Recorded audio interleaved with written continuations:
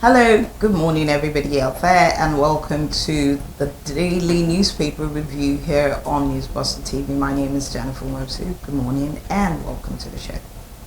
Good morning, ladies and gentlemen, our viewers, followers across the globe. I join my colleague this morning and welcome you to another interesting episode of our daily newspaper review.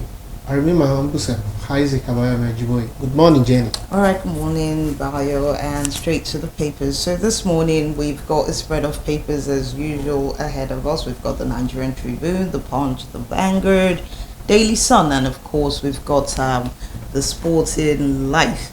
Yes, so we'll get our top stories from these papers, and we'll be starting with a major story that has been making the rounds since yesterday. It says from the Nigerian Tribune, it's the major story there. And SARS, Lagos plans burial for 103 bodies. And the writer there says government says victims not from Lekki toll gate. That story, you can get it on page 3 of the Nigerian Tribune. So let's talk about it. And the interesting part of it this morning is just that all our daily newspapers have different headlines. Yeah. Yes, enters Lagos plans burial for 103 bodies. That's serious. Yeah, so the story behind it is the government of Lagos State has come out to refute that the 103 bodies are corpses that have been deposited in mortuaries unclaimed for a very long time, and the ages of some of these corpses range from 0 years, 10 years, different people.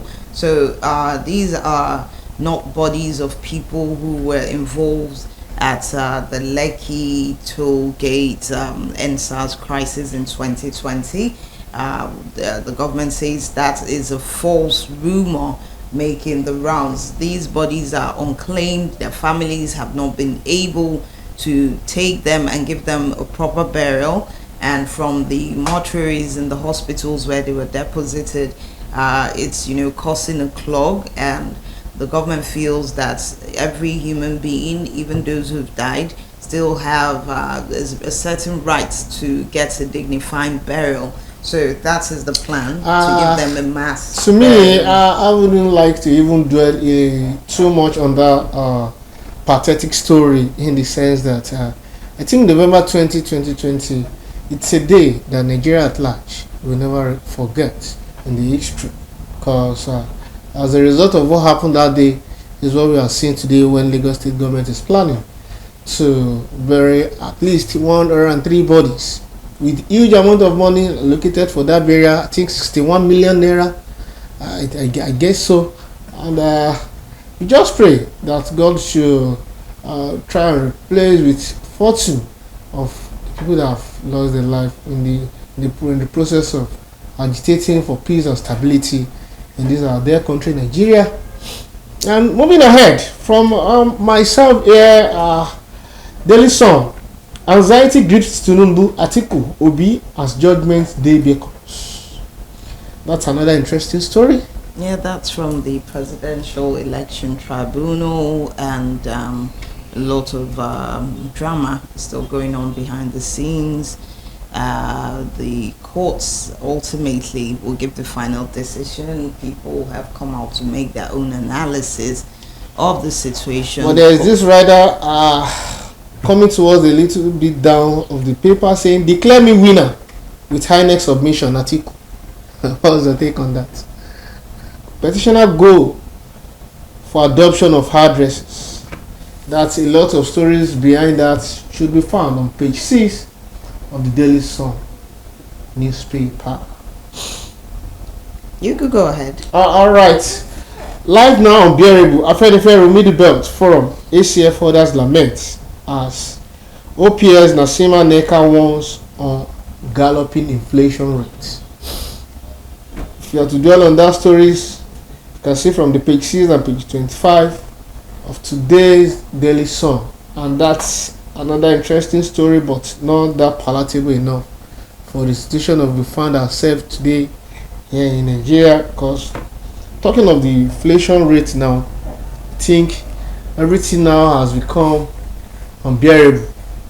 in terms of transportation, in terms of tuition fee, even from the colleges, institutions, even secondary schools.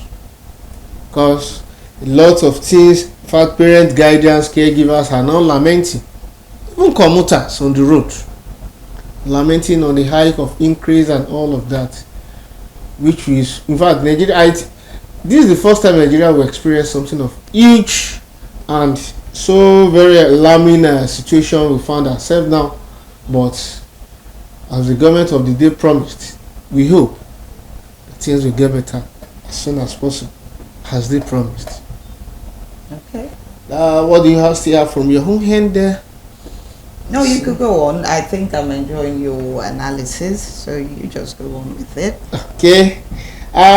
Exchange rate. Experts call for the removal of ban on 43 items despite new Forex policy difference between official parallel market rates wide. What's your take on that? In terms of dollar, in terms of pounds and euro? I don't think my analysis here might be accurate, so you might as well go on with it. Okay.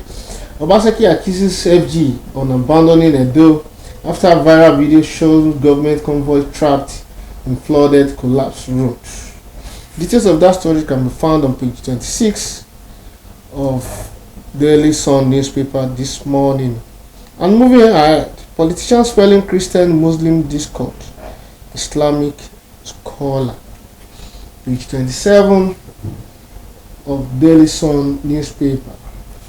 And aside that, the major story of the Daily Sun newspaper today, Governor Abiodun of the Ogun State, Acting Inspector General of Police, Kayode Egbetokun, and his wife, Elizabeth, during the Thanksgiving service in honor of the Acting Inspector General of Police in Lagos yesterday. I think that took place at the Redemption Pavilion in Victoria Island yesterday during the Thanksgiving, where all senior police officers converged together and other special dignitaries across the globe to celebrate an icon, a veteran, and a philanthropist in the police settings, so as to give thanks to God and even say a lot of things. Let's even take a look, and when we return, we'll continue to unfold our daily newspaper. The day I decided to go into the police force, I had a friend, my close friend, who said they won't be my friend again because I'm joining the police. But God proved something immediately. While in training in the police academy, I wrote letters to this my friend, he didn't respond. But by the time I passed out from police academy, October 12, 1991, and I returned to Lagos 15th of October, the first thing I did was to go and release him from police detention. And since then, he became my good friend till today.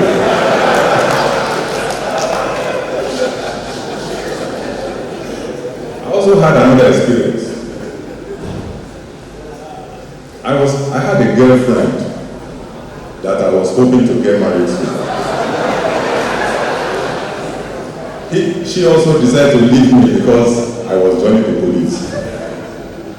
In her thinking,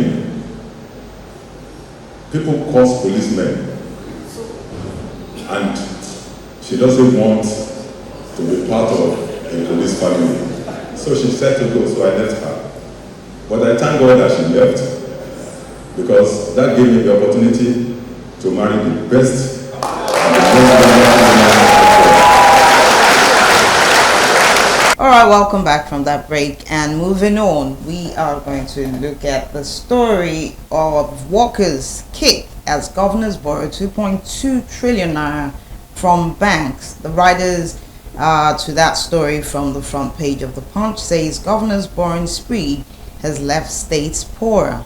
Pensioners, workers lament.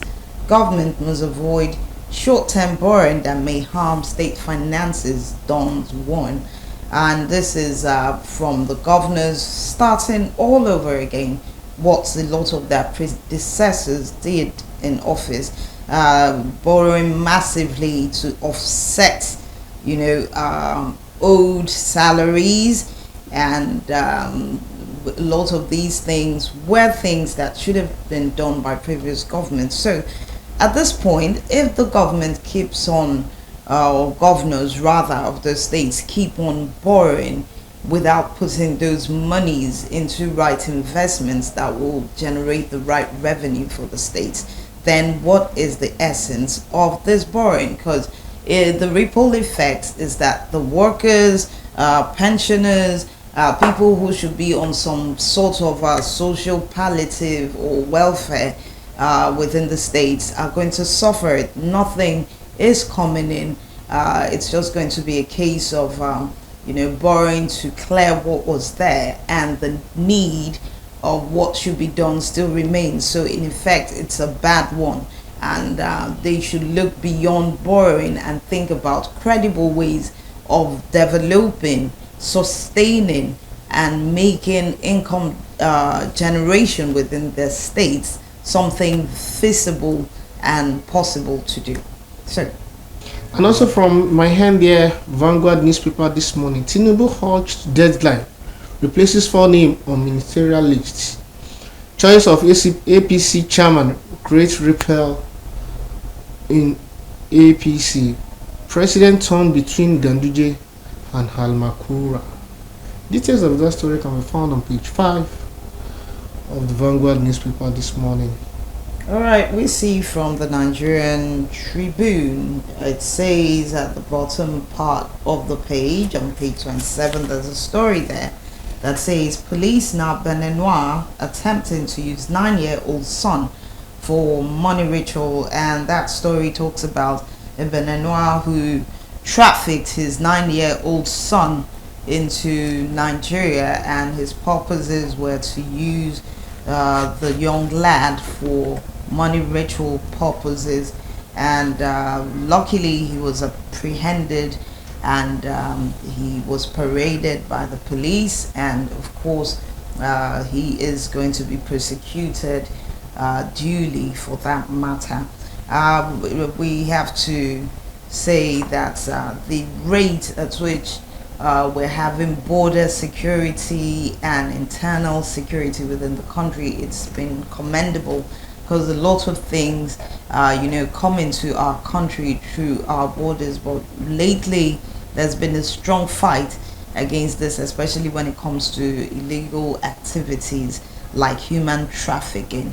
A lot of people are trafficked into our country on a daily. We're talking about people who at the end of the day, they're given out as house helps and all those other people. A lot of them don't come in with valid papers or through the right channel. Somebody uses them and poaches everything they earn off them. So these are things people need to watch out for. All the signs are there, and of course if you notice such things, you can report to the appropriate authorities to swing into action. So you can get that story on page 27 of the Nigerian Tribune this morning. Also from the Vanguard newspaper, don't snuff lives out of house. Parent guidance begs Tinubu. Details of that story can be found on page 9, Vanguard newspaper. All right, from the Vanguard, that story is also akin to what is on page 2 from the Nigerian Tribune, still talking about the hike in school fees. Parents are lamenting, they're weighing their options, and a lot of people are saying that, is this a deliberate ploy to quash the educational system in Nigeria?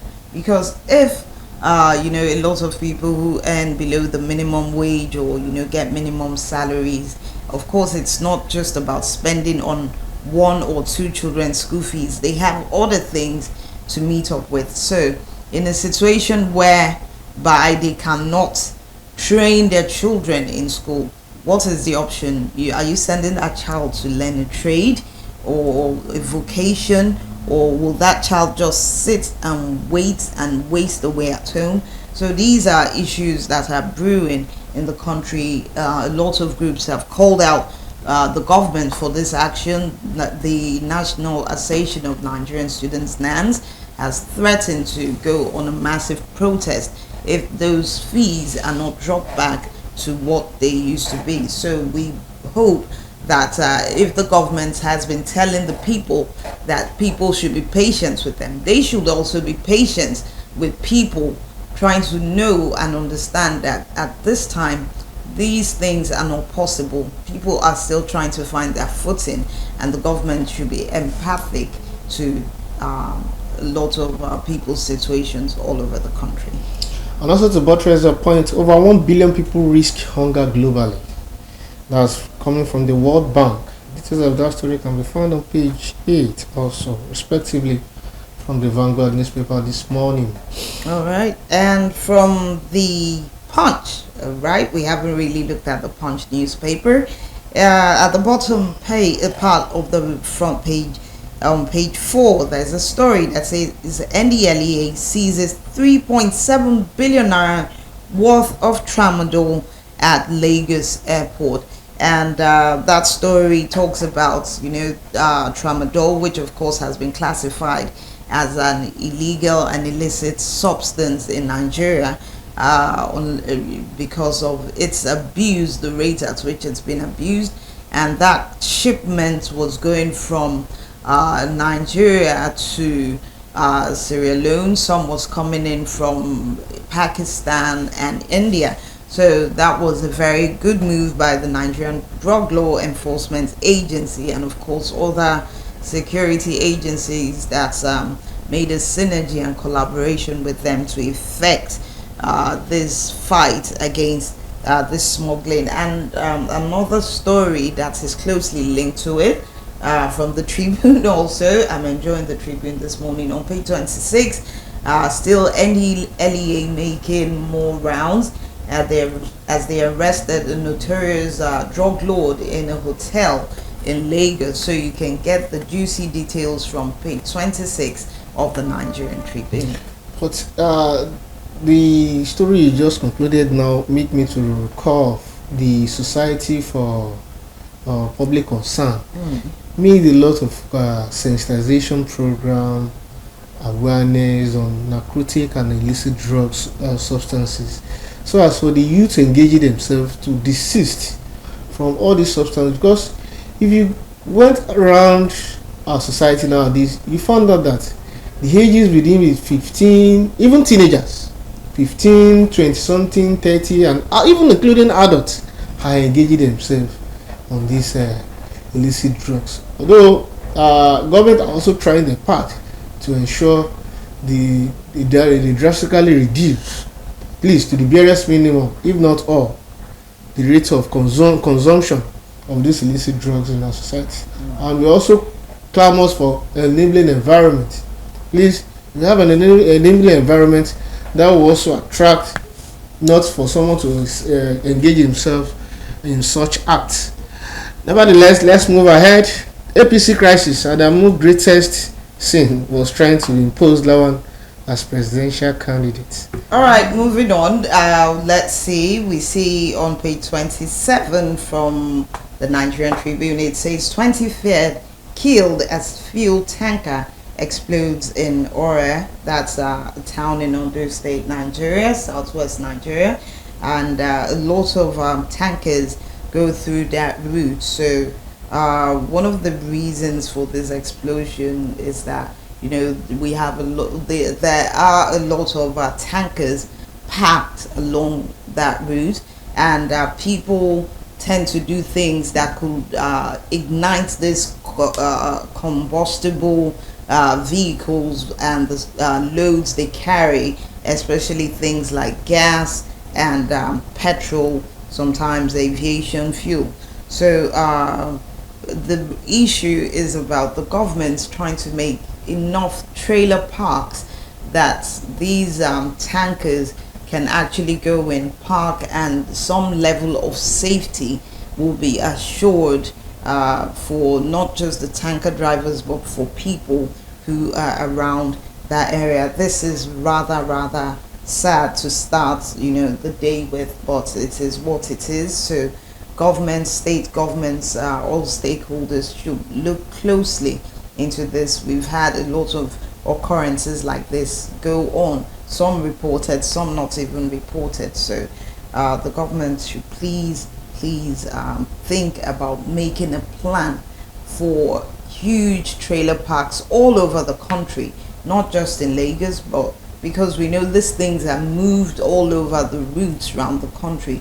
There should be adequate trailer parks, and there should be time limits that these people are meant to ply those routes. You can't be having tankers and trailers. You're sharing and struggling the road with regular motorists. I believe there should be a time that is allotted to them, probably nighttime, wee hours, when there's less traffic, so these incidents and occurrences can be brought down instead of hearing about the sad things every other day. All right, that's it from the Nigerian Tribune. Also from the Punch newspaper, Senate gears up for ministerial training and wait list this week. That's where the hope of all Nigerians are waiting to see the list of the ministerial list from the Senate as forwarded by the president. All right, so we hope they do the necessary, because the country needs to be run. It's not a one-man show. The president needs his men to get the work going. So we hope that it's not just about party favors, but putting the right people, the right pegs in the right holes to get the job done. All right, I think we're done with major stories and on to sports. Yes, let's go into the world of sports now. From the Sporting Live this morning, Chukwu is set to sign 5 years to AC Milan contract, and he is to earn €3 million annually per season. That's interesting. That Glorious comes to Nigeria at large. Yeah, absolutely, because we're seeing a lot of Nigerians overperforming, actually. Extremely performing. On the international scene. He's in Italy. He's moving from Villarreal, and I think he's 24. I mean, we are having a lot of young people. Yes, he's moving from Spain to Italy. Great thing. So he's going to join the Italian club. Yes. And we hope to see him shine, similarly like Victor Osimhen, yes, who has extended his own contract with Napoli for another 4 years. Osimhen is bad when it comes to ball, and he's the toast of Italy. I mean, that guy could actually run to be a mayor in Italy right now. Yeah. Osimhen actually enjoyed his stay at Napoli, because during the just concluded season, when it was rated, in fact, he even broke series of records at Napoli, compared to the previous players that have played in that club in the past. Osimhen to get for another 4 years extension at Napoli. Moving ahead, Galatasaray confirms talks to sign Zaha. That's from the Crystal Palace. Wow. Benfica remain hopeful of resigning Felix. All right, I'm seeing one ahead. Al Hilal offer Mbappe €200 million deal. Wow, the way these guys are, they get traded, so much money moving around. It's enough to make me want to go into football at this. Like seriously, seriously. All right. Respectively, Bayern Munich to sign Kane 4 years deal.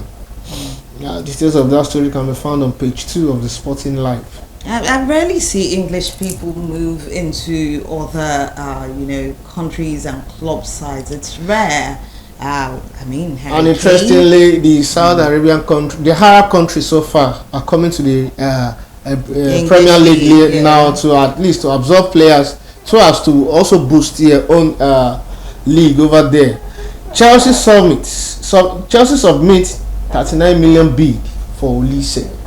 That's from the Crystal Palace. That's another Nigerian hero doing fantastically well at the Crystal Palace. All right, more Nigerian stories. Danjuma finally joins Everton 6 months after